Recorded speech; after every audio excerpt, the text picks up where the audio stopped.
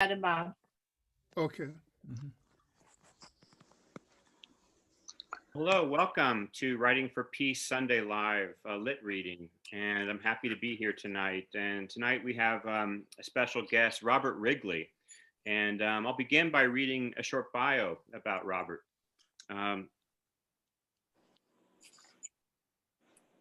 Robert Wrigley was born in East St. Louis, Illinois.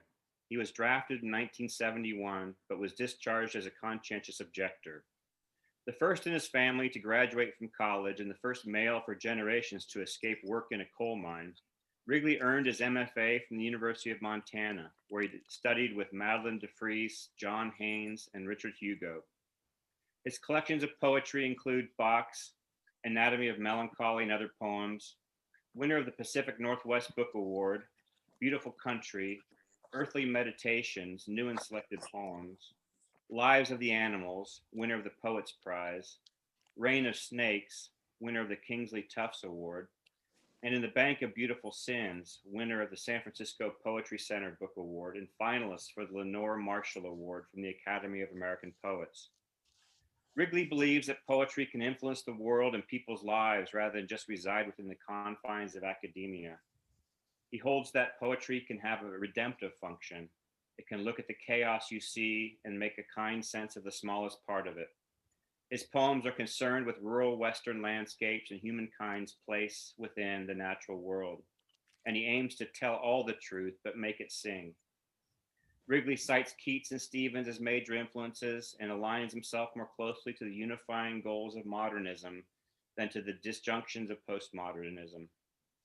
While his voice has been fairly consistent throughout his career, his sequence, Earthly Meditations, and Reign of Snakes marks a departure from his established style and cadences. Wrigley won the J. Howard and Barbara Wood Prize, Poetry Magazine's Frederick Book Prize, the Poetry Society of America's Celia B. Wagner Award, and many other awards. Wrigley has taught at Lewis Clark State College, Warren Wilson College, the University of Oregon, the University of Montana, and the University of Idaho. He lives in Idaho with his wife, the writer Kim Barnes. Well, welcome tonight, Bob. You mind if I call you Bob? It's fine. Good. Okay. Well, I'd like to begin with a question. What book or work or poem that you read as a young, impressionable person kind of you never forgot, made a lasting impact on you? I would probably have to say there are two and not just one. The first is a poem by Gwendolyn Brooks, who was the poet laureate of Illinois, the state in which I was born. And they played a recording on a reel-to-reel tape recorder. Children, they used to record tape things on reel-to-reel tape recorders, and the tape spools were 8 inches in diameter. And our teacher had one and brought in this recording of Gwendolyn Brooks reading Kitchenette Building. Almost a sonnet, a kind of distinct sonnet in a way, about 8 children all taking a bath and using the same bath water. And I don't know how old I was. I might have been in 7th grade, 12, 13 years old. And something about the way that poem ended with that concluding couplet of his hopes to get in it, meaning the water, which is by now hardly warm at all and quite used, just knocked me out. And I don't recall when, although it was later, that I encountered a poem by James Dickey that was about, well, it's The Lifeguard, a poem about a young man at a lake who's a lifeguard and is charged with keeping children safe, and one goes under and drowns, and he tries to save the child and cannot, and the poem goes on from that point. But once again, I heard that poem read, so hearing a poem read by the author or by somebody who really knows how to read a poem can offer a way into poetry in general that simply off the page cannot.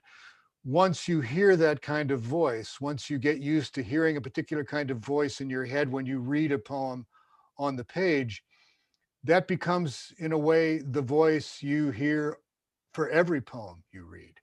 And I think I began to develop that audio sense with Gwendolyn Brooks in perhaps the seventh grade, and then it developed through the years through James Dickey and W.S. Merwin and lots of other people. There are a lot of poems, a lot of books I could mention. Both those poems have water in them. What do you make of that? I know I just asked you a few minutes ago about that question. So, I'm a Pisces. It's a water sign.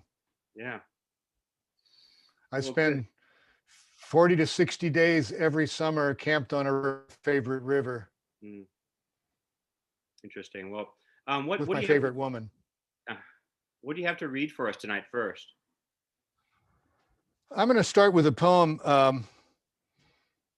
that I've never published. It's probably at least a decade old, and I wrote it in honor of a friend of mine. If you were to take off from right where I'm sitting on the western ridge of Moscow Mountain and transport yourself, let's say you have wings, you can fly like a raven, and you could fly, oh, perhaps 5 miles to the summit of Moscow Mountain, a little over 5,000 feet. You would arrive at Mark's property, and if he were to allow you into his house, you might notice on a shelf a candelabrum. And it's a candelabrum that Mark made. Mark Solomon is his name. And he lives on top of Moscow Mountain. He's a blacksmith and a metal artist. And he told me the story of that candelabrum that he made. And this is a poem about that. If you go to Google and Google Peace Art Project Cambodia, Peace Art Project Cambodia, you will come across pictures of the things I'm talking about in this poem. The poem is called AK Candelabrum.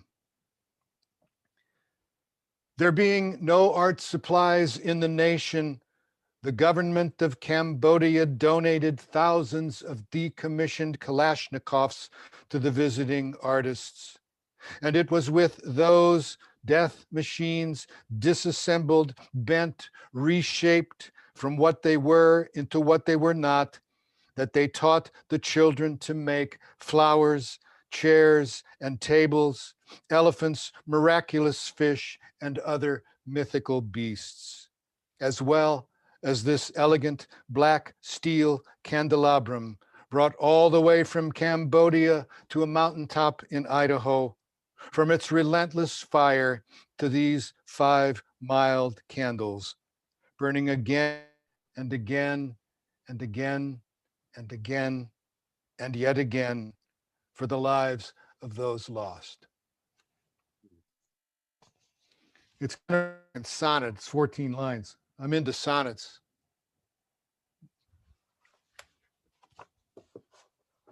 And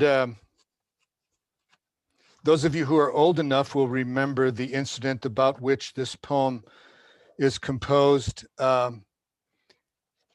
It takes place in two different periods on a Christmas 1994 or pre-Christmas 1994 and on April 20th, 1995. And the poem is called appropriately enough for this gathering, Peace. Like the minutes of a board meeting or the recitation of guidelines that pertain, the dull, unembellished piano went on, each verse another course of bricks. Under other circumstances, such playing might have walled us off from the melody, especially this one, Silent Night, swaddled as it is in ponderous reverence and a contortionist's inversions in the service of rhyme. But we were parents and grandparents watching in ranks along the gymnasium's wall, our 200 children and children's children not sing at all, but sign, their hands and arms fluttering, 400 pale wrens tethered to their souls. But it is not Christmas. It is spring, April 1995, and I am trying to explain to my daughter the front page pictures that have made me cry. She is frightened of audiences, not explosions. Her hands, as she struggled at Christmas to save her place, as she flushed redder every chorus, sailed milliseconds before or after that spot the pianist pounded out for words. Months later, my explanations do likewise. For the baby's bloodied head, for the woman's nowhere eyes neither of us can stop seeing.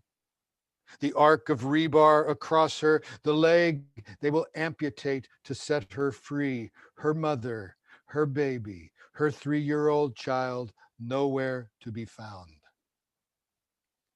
People like us, I say. Everyone is people like us. And did I mean by that, when I sent her off to school this morning, a kind of parental lie? Some of us, I believe, are different. And what comes back to me then is that droning, flourishless piano.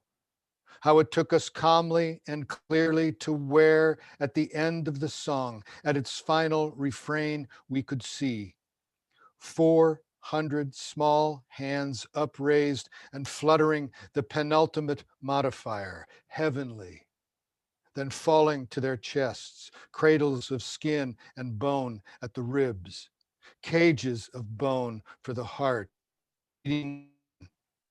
because we must always believe in the last word. Mm. Thank That you, was Bob. the bombing of the Murrah office building, of course, in Oklahoma City, that I'm talking to my daughter about in that reading, which is a true story. We were like everyone else, distressed, distraught, and she was 8 years old. And one tries to explain to an 8-year-old something like that as carefully as one can. That poem and several others I've been reading in the last week seem to focus in on a moment or a period of time from which maybe the one is never the same. And can you talk a little bit about moments in your life when that you went through transitions from which you were never the same, and perhaps draw in the moments about your conscientious objection from going to Vietnam? Good question. You'd think I'd have many of those moments, and I do, I'm sure. I hope I can remember more than one. The uh, the 12th of March, 1971, I was 20 years old, 2 weeks past my 20th birthday, and I was reporting for induction into the United States Army. I'd been drafted. My lottery number was 66. Um, they trooped 30 or 40 of us at a time into a big sort of ceremonial room with a dais and flags at the front of the room, a podium from which a sergeant, as I recall, and a number of officers off to the side stood, and we all had to put our hands on our chests, or perhaps it was a hand in the air, I can't remember. It's been a while. And repeat after the sergeant who recited this pledge to the Constitution and the flag and the United States government and the country and so forth, all very honorable things. And then he said, take one step forward. And he said, gentlemen, if you take one step forward, you are a member of the United States Army. If you do not, you are refusing induction. He backed away. He said, take your step. And I hesitated. I was a conscientious objector. Even when I was drafted, I got wound up getting discharged 9 months later on the grounds of full-blown conscientious objection. But I had to think hard about it, but I didn't have the nerve. And I took that step forward, and I was in the Army. And then another sergeant or a NCO of some rank from the back of the room said, sir, one individual refusing induction. And we all turned and looked, and this other soldier was bringing a young man by the arm, a young African-American man, by the arm. Although the man snapped that hand off the back of his arm, he was not to be touched. And he turned and looked at us with disdain. And he said one syllable. He said, "Chumps." And then he walked out. And I've never gotten over that, because I think he was demonstrating to the rest of us his courage. Not necessarily demonstrating to the rest of us our lack of courage, but demonstrating his courage. He knew what he had to do, and he did it. I knew what I ought to do, and I couldn't. That's one. Is that good enough?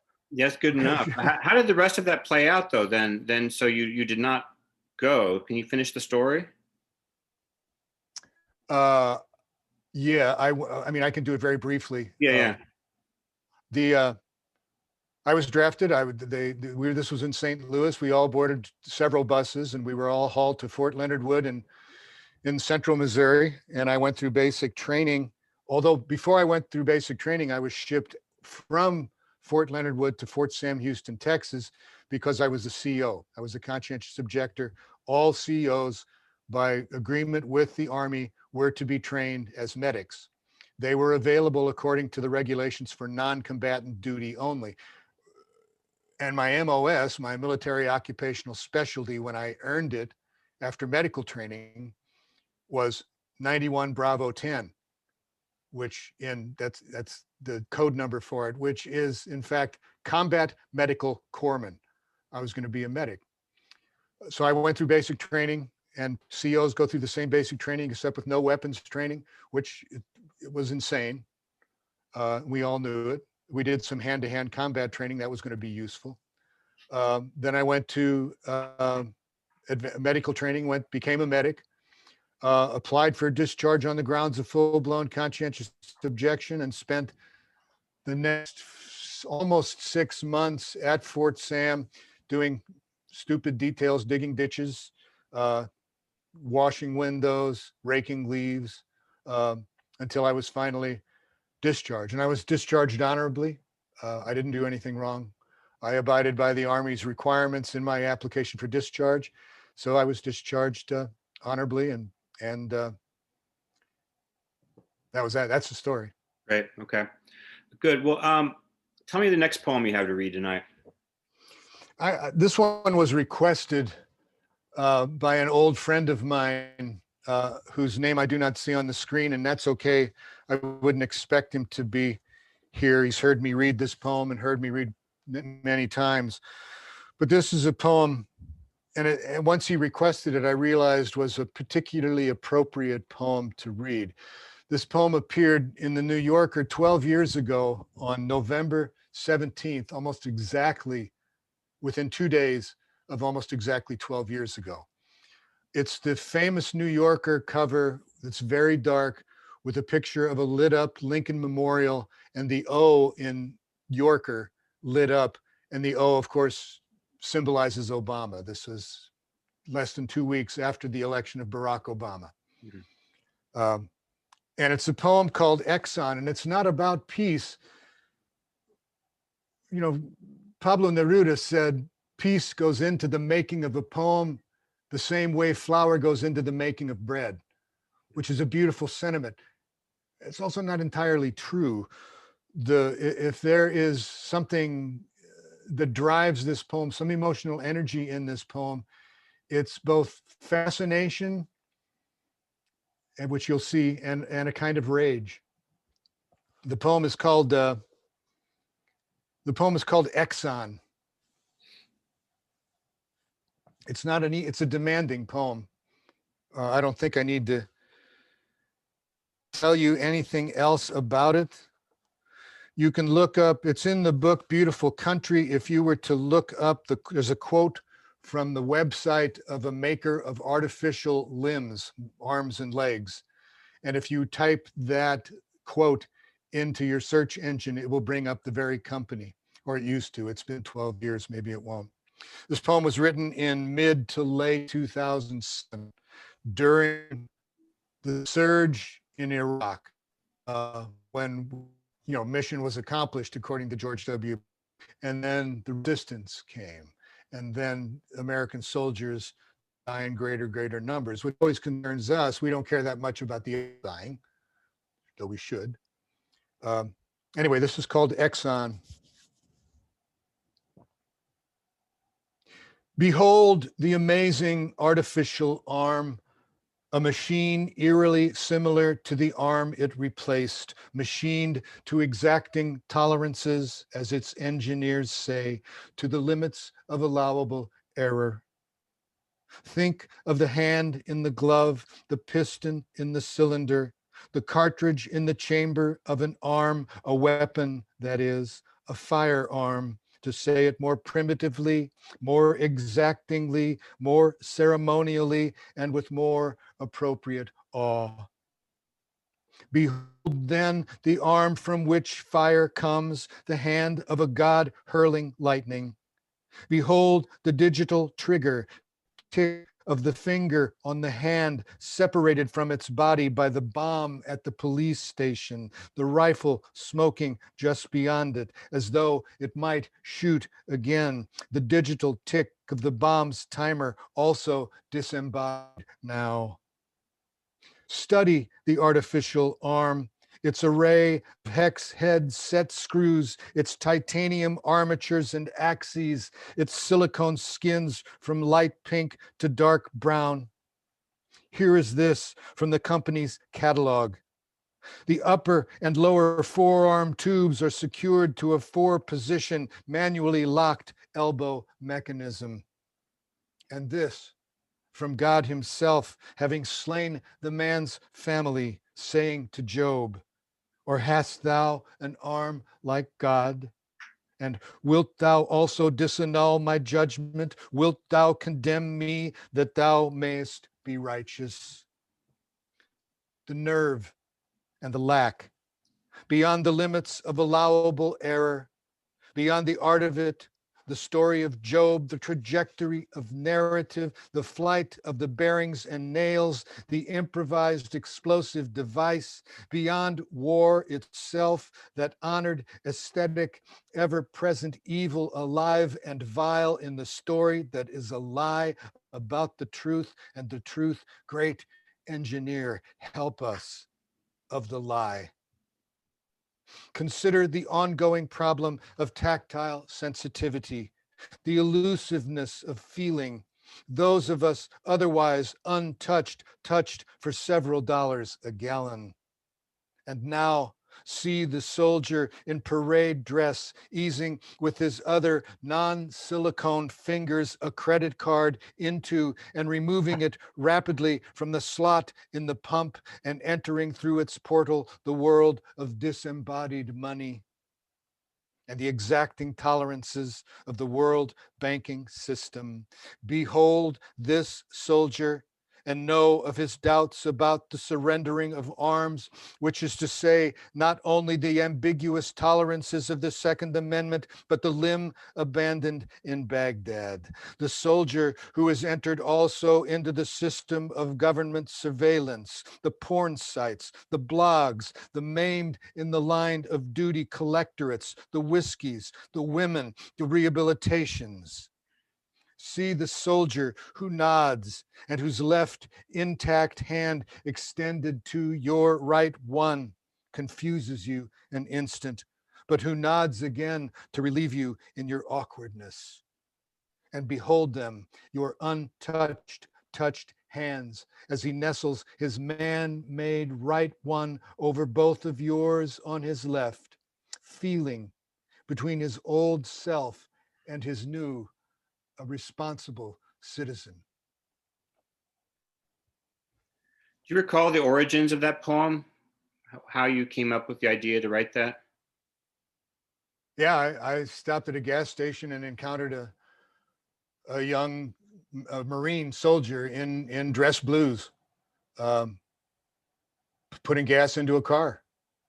Hmm. And I nodded and I just said, how are you? I mean, he had an artificial, I can't remember, it was in the poem, of course, it is his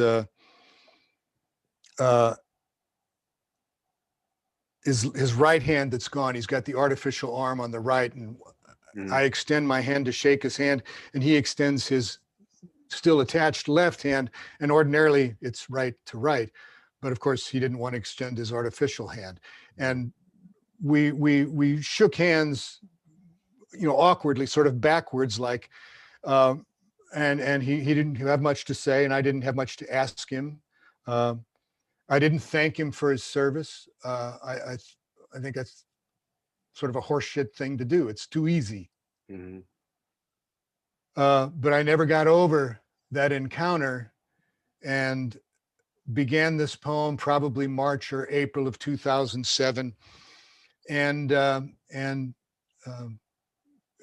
it appeared in this November 17th, 2012 New Yorker, I got over the next week, 10 days, almost 200 responses, email, letters, postcards, phone calls. I don't think I texted in 2017 or 2012, excuse me. But all kinds of messages about this, and all of them good, but from disabled veterans, from other poets. It struck a nerve, because it is about a lot of different things. I mean, it's a very complicated poem, and it's not in my interest to gloss it. It's not in my interest to explicate it, but I think a lot of people have wondered, and a lot of people have asked questions. I think I'm thinking of your writing process here too, and sort of more generally speaking, how do you begin with a feeling, an idea, a headline, experience in nature? I mean, obviously all poems are different, but can you talk a little bit about how a poem starts out in your body or in your mind? Oh, I like that, in your body. I mean, I find that my body is a whole lot more useful for generating poems than my brain is. But my body is not very good at doing it all by itself. Sometimes it begins in the ear. Sometimes it begins with a phrase, just an interesting musical phrase. And I write that down on the page, and then I write something else. And I'll almost always begin with a mechanical pencil in one of my notebooks. I've been using the same kind of notebook. This is the Gemstone collection from the Cachet Products Company of Fairfield, New Jersey, and I can't find them anymore. Anybody who finds one, lined pages, got a little, let me know. I'll buy it. Great. Anyway, I start writing a few words, and the thing about writing is that writing begets writing. You got to be willing to waste paper. You got to be willing to waste time, and you can eventually get yourself to something, maybe. And it may be something that results in the draft of a poem that's never more than a draft of a poem, but it gets you somewhere. Your time is never wasted. You're just engaged with the imagination and the language, and that's a splendid place to spend your time. What's the next poem you have for us, Bob? I thought I'd write or do another sort of piece-like poem. This is a short one from the book Lives of the Animals, called Kissing a Horse. Of the two spoiled barn sour geldings we owned that year, it was red, skittish and prone to explode even at 14 years, who'd let me hold to my face his own. The massive labyrinthine caverns of the nostrils, the broad plain up the head to the eyes. He'd let me stroke his coarse chin whiskers and take his soft, meaty upper lip in my hands, press my man's carnivorous kiss to his grass-nipping upper half of one, just so that I could smell the long way his breath had come from the rain and the sun, the lungs and the heart, from a world that meant no harm. Very nice. And another one, Yeah, perhaps. Yeah. Sure. This one's also from Lives of the Animals. I have favorite poems among my poems and favorite books among my books, although I love them. Love is probably not right word. I'm happy with all of them. It's hard to go back and read one's own poems even so late as 20 years, but even so recently as 20 minutes and not feel in some ways that one has failed. But this is a poem called Affirmations. And it's also set, and the reason I wanted to put this on the list is it's set this time of year. The other day I looked out the window, a ruffed grouse. We've got a lot of them in the woods around our house, but there was one sitting down in the middle of the driveway, and I don't like to call them stupid, but they're not exactly towering intellects among the birds of the forest. They're not like ravens. But they love to eat the berries from the mountain ash trees that grow around here. And by late October, early November, the berries of the mountain ash trees are plentiful and fermented. And the grouse eat them in great numbers and get drunk. Affirmations. I am in favor of this pair of ruffed grouse who in the midst of the snowstorm feasted long and obliviously on the wizened, bittersweet, long fermented berries of the mountain ash. I am also in favor of the old dog who did not mean to frighten the deer. And while I regretted that I could no longer watch as snow accumulated along the doe's back, I am still in favor of the path it ran to get away, although its running is what frightened the grouse. And while it is too bad that in their wobbling, soaring glide, both grouse struck the window I stood in front of and were instantly killed, let there be no doubt, I am in favor of the tenderness of each bird's breast skin and the ease with which it tears and folds away with its feathers to expose the pink, warm meat of the breast. For I am in favor of this odd infinitive verb to breast. As I breast one by one the supple front meats from each grouse, these limp-necked birds whose meat I am most deeply in favor of, quick fried in butter with a skiff of salt and a rasher of coarsely ground pepper poured on, all of which, of course, I am in favor of, as I am in favor of the butter's hot, graceful glide across the skillet and the propane's dank waft up through copper pipe to the burner of the stove and the blue flame tipped with yellow that blossomed at the tip of my match. I am also in favor of the wine and of the grapes that bless us so many miles from their vines, just as I am in favor of how the sun going down now casts its light precisely through the gap between the far cloud's edge, the end of this very storm, and the lip of the turning earth, and how it makes, as it does, an immediate billion icy rainbows in the air, an explosion so blinding that for a second I am staggered and take hold of the kitchen counter just as the house lets go its stays and glides toward the night, as though it too believed, as I do, that at the end there would be another day just like this one. Hmm.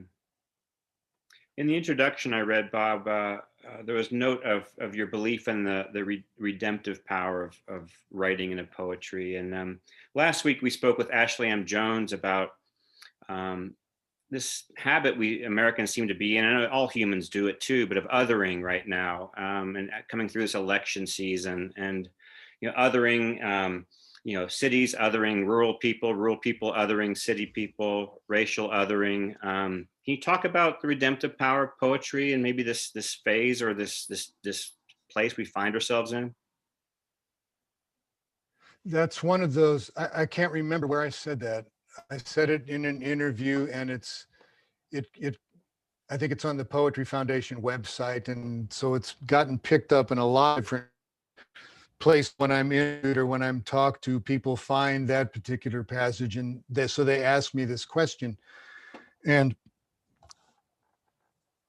I have yet to formulate a pat answer to it, which pleases me. I don't need to have any sort of pat and accepted and predictable answer to such a thing. But I would say that my answer almost always has to do with poetry's necessary requirement that one slows down, that one takes a little more time to acknowledge each individual word, each individual syllable, every phrase, the rhythm of every phrase, the cadences of an entire passage. And I think there's something about slowing us down to read and slowing us down to see and slowing us down to live that puts us in a state that's more conducive to empathy. And what we're seeing in this country in particular is it seems to me the failure of empathy, or not so much the failure of empathy, but the failure of people to be empathetic. It seems that large numbers of people in the nation still don't care enough to wear a mask, even though a lot of the people who are dying are World War II veterans, people who may be at the end of their lives, but who don't deserve to die this way, who don't deserve to be killed indiscriminately by other people's unwillingness to cover their faces. And that's a problem of empathy. And it goes both ways. I mean, there's a problem of empathy. There's a problem of people on the left not being able to see the problem with, or to see the issue with Trump voters. I'm one of them. I'm not a Trump voter. I can't understand what could make somebody be a Proud Boy. I don't understand where you come from to be such a person. But I don't want those people to be hurt. I don't want those people to be anything but welcomed into the condition that is America right now, and that I hope we can find a way past or by or through or beyond. Sorry, that turned into a... No, that's great. Do you find writing poetry redemptive or healing at all personally? Is it something that heals the parts of you? Or is it actually more crazy making? The writing process. The only time it's crazy making is when I can't. And there are reasons. I mean, the week before the election, I couldn't do anything. I mean, I was still coming out to my studio where I am tonight and trying to make poems, but I was, and I'd keep the web connection off, but I couldn't make it work. I couldn't come up with anything until, interestingly enough, we voted by mail, we voted absentee, so we didn't have to go anywhere on election day. And I came out here to try to write, assuming that it would be a complete failed day, and it wasn't. Poetry gave me a way out of myself, or out of whatever it is that's afflicting me now. And I had a good day. Does fishing lead you back into writing, or does lead you away from writing? Yes. Good answer. I mean, when we go upriver and camp for a long time, sometimes 2 weeks, 3 weeks at a time, we also write. Some portion of the day is not suitable for excellent fishing, although my wife and I are very good at that, at fishing. We can usually catch fish when other people can't, but we also don't mind staying in camp and sitting at a table, sitting under a pine tree, and making words appear on a page. Most of what I write on the river, like most of what I write in this particular space here, I don't wind up saving. I don't wind up keeping. 90% of what I write goes into a box. So everything I do both inspires what I do and gets in the way of what I do. Hmm. Any chance you have dog on hand to read? That's one request I wanted to make. Yeah, I do have dog somewhere. Do you know what book that's in? You'd think I'd know. I wrote the damn book. Okay, it's not that one. If it's not handy, that's okay. I just No, I got all the books. I just don't remember my own books quite so well as one. There it is. This is called Dog. For how many days had she shaken? She'd shaken and shaken, standing there, hunched, unable to walk or lie, until exhaustion overtook her, and pivoting on one leg, she folded down, shaking, always shaking, and did not sleep, not even on the last night or the next morning when he gathered her into his arms like a sack. She wheezed then, as though the weight of her so born were a kick to the ribs, and she drooled onto his sleeve, then lay in the grass where he placed her, looking up, her half hairless tail a faint pulse of approval. And he raised the rifle and placed the bead in the notch of the sight, first on the slope of her slant forehead, then among the cowlicks, mottled cowlicks of the coat across her chest, and she died. Was gone like that, the bullet still chambered in its shell, his finger barely nestled to the smooth curl of the rifle's trigger of brass. For he was so intent on his awful chore, he might not have noticed her dead at all if the shaking, how many days had it been? If the shaking had not come to see the very motion taken in her by life itself, the shaking, shaking, a being that blood by blood thumps through his own brotherly bones as rain or sap moves through the billion suckling root mouths his digging as exposed, and to which he feeds her, saying over her grave the single word she had always known herself by, never understanding it was no name at all. hmm. The title Dog is in quotation marks. It has to do with a man I know who sort of refuses an emotional life whenever possible. So he had a dog that he didn't name, and he just called the dog Dog, but he loved the dog, even though he never named it. Hmm.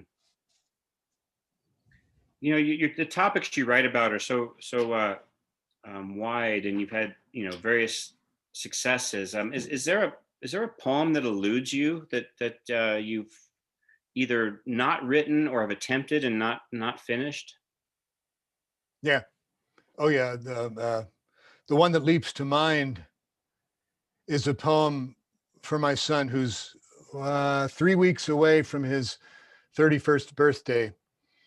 But when he was 4 and we lived in the canyon of the Clearwater River uh, here in Idaho, about 50 miles from where I am now, we were walking down the railroad tracks. It was a railroad that still operated. The only thing that went up or down was a log train, a train either full of logs on the way down out of the mountains or empty and going back up for more logs when it came upriver.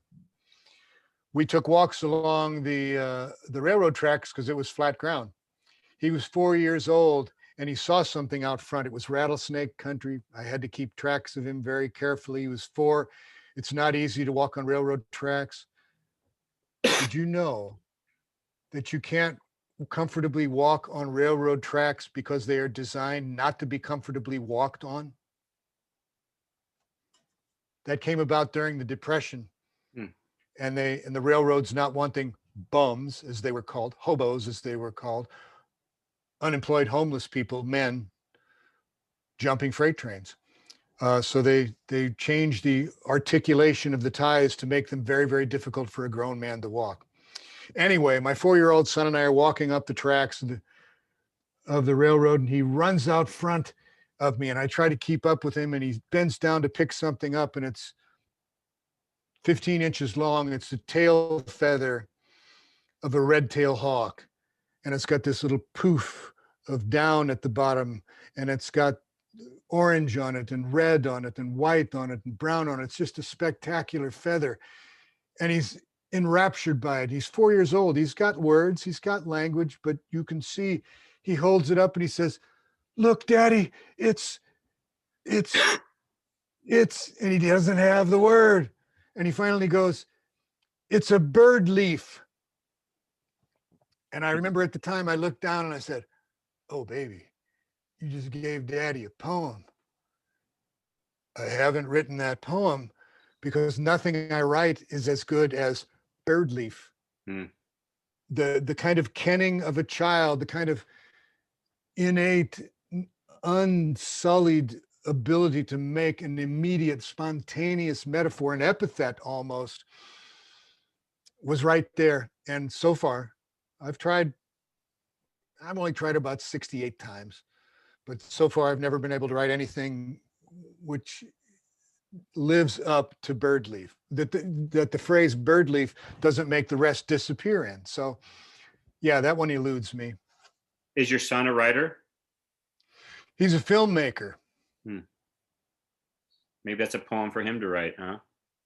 Or a film. Well, I've written, he's been in a lot of poems, as have all my children been in a lot of poems, but that particular poem just can't get written, or not by me. Can you talk about, I was listening to an interview with you earlier today about, you were talking about patriotism as equaling kind of living up to a nation's ideals. As I was listening to that interview, it occurred to me, what do you do in a time when a nation, or maybe parts of a nation, seem to be in delusion and maybe unattached to their ideals? I don't know. I mean, I don't. I know that all I can do is keep doing what I'm doing. Mm-hmm. But if there were a way to easily fix this, I think somebody would. I could go on and on talking about what my ideas might be about how that might be accomplished. And I think it's got to do a lot with economics. I think we got people at the top with too much money who don't pay enough taxes, and we have I know Trump only paid $750 in taxes. That's a hell of a lot more than Jeff Bezos paid. Mm-hmm. And Jeff Bezos could buy Trump and sell him and package him into a little box and send him to Saturn with the money he made this afternoon. Mm-hmm. Why isn't he paying taxes? Why isn't his company paying taxes? You see, careful of questions you ask me. All right. What's your next poem for us? I'm going to read something new. And I read this because I love to read it. And it's a poem that really has to do with, in a way, it's got to do with aging, I guess. I'm 69. I'll be 70 in about 3 months, 3.5 months. And I'm in relatively good health. I'm in very good health. I've had a couple of issues of late in the last couple of years. One of those issues was what this poem speaks of. And this poem has an unusual title. It's called synovial, Synovial. And synovial is both a noun and an adjective. It's most often used in its adjectival form, and it modifies the noun fluid. Synovial fluid is the fluid that every joint in our bodies is lubricated by. There's a little membrane that is around every joint in the body, all the fingers, all the phalanges, toes, knees, spine, and they're encased in this fluid. And I had a run-in with synovial fluid about 2.5, 3 years ago. I didn't know I had it. This is called synovial. Joint fluid, said the physician, spilled from a sprung seal in the ultimate knuckle of my left index finger, just shy of the nail, and gathering there to a myxoid cyst, a substance also called digital mucus. Once, a woman with beautiful hands said to me, there are very few physical pleasures without a little mucus. But when this doctor, with an expensive lancet, lanced it, there oozed from my myxoid cyst a viscid substance vastly more limpid than semen or vaginal secretions. It was like a tear wept by a fly-sized golden butterfly. And when I touched the tiny glistening orb of it with the pad of my opposite index finger, it clung to the prince whirls. And when I swirled it against the pad of my thumb, I understood my body will never repay me for the satisfactions I give it every day by moving. Oh, itty bitty, pure, lubricious gobbet. Oh, most licentious and merest wit betwixt the pads of index finger and thumb, slid together so lusciously the joints of my carpal and metacarpal bones thrummed a hum through every atom of my corpus from this side of corpsehood all the way back to the slither and divot of my conception, which the doctor, seeing the look on my face, closed his eyes before the lust and rapture of. Sometimes I just groove on words. I mean, the fun part of that poem for me is, well, I mean, myxoid. How can you not love synovial, myxoid, even digital mucus, digital mucus, digital mucus? It's got a wonderful scansion. Every atom of my corpsehood from this side of corpus from this side of corpsehood. I mean, this playing with language. What a great thing to do. What a great thing to be blessed to devote one's life to, is playing with language. I've got a question from a viewer. Some of your poems seem to be honoring a sacredness in life. Is that right? Well, sure. Yeah, I think, I don't know what that sacredness would be other than just being alive, other than just the sort of miraculous fact that this planet this is heaven. This is the garden. This must be taken care of. This must be passed along to our children's children's children's children. And we're doing a shitty job of that. And it must, and that's what's sacred, and that must be held on to. But the sacredness is also something that applies, as far as I am concerned, to poetry itself. I don't think there's anything more valuable that any of us can do as artists than to make art. Painting, dance, music, one at a time, one poem at a time, one painting at a time, one song at a time, one dance at a time, one sculpture at a time, one play at a time, one novel at a time. Just do it. Don't stop. Well, thanks, Bob, for being here. Juniper, could you go ahead and unmute everybody and have a chance to say a quick hello and thank you? And what a powerful, blessed night this has been. Thank you, Bob. Thank you for being here and listening. I appreciate all of you. I think it might take a minute for them to unmute. And you have a book coming out next year. Can you talk about that? Yeah, it's my first book of prose. You know, language goes all the way from the left side of the page to the right side of the page again and again and again. What the fuck? I mean, it really is sort of disorienting to me, but they're essays that I've been working on for as long as I've been writing poems. So there are essays there that are 3 decades old or more that I've revised. What's some. The title and when's it coming out? It's coming out on April Fool's Day. This will be my third book that's been published on April Fool's Day over the years. I've come to think that's sort of appropriate. Nice. And it's called Nemiroff's Door. there's an essay that appears in the collection called Nemiroff's Door that's about me and my father's death, and my father taking me to St. Louis on a visit over Christmas from Idaho to Illinois. And we go to St. Louis, and I buy a book by Howard Nemiroff and tell my father a little bit about Howard Nemiroff and tell him that he teaches at Washington University, which is right down the road. My father insists, well, let's go see him. I said, Dad, it's Christmas break. He's not going to be there. Guess what? He was there. So wonderful. Well, again, many thanks, and everybody, thank you for being here. We'll be here next week with William O'Daly, who I see is in the audience tonight. So I'm excited for that. And anyone else have anything to say? And quick, we have another 1 minute. So thank you again, everybody. What poets have you written? What poets have you written about? Let's see.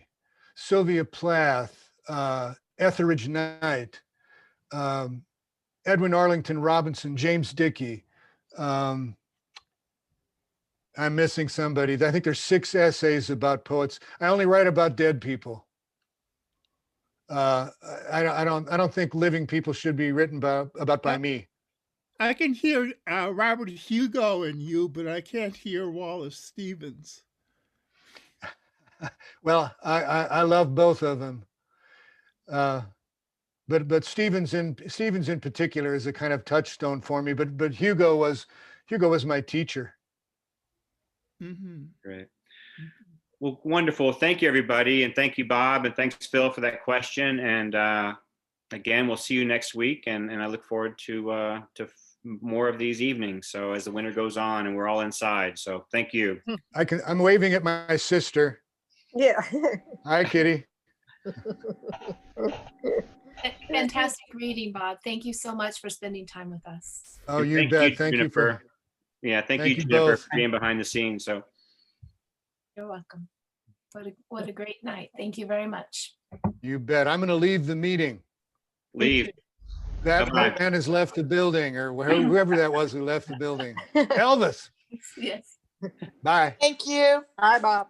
Bye. Thanks.